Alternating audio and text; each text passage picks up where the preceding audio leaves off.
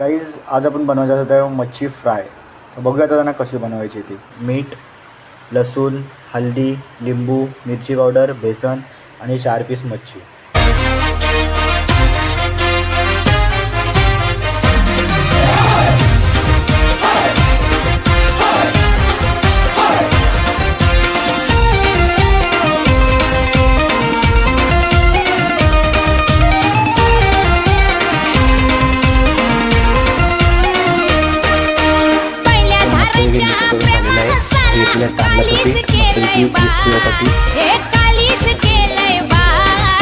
ही police साजूक तुपात लिटीला मावऱ्याचा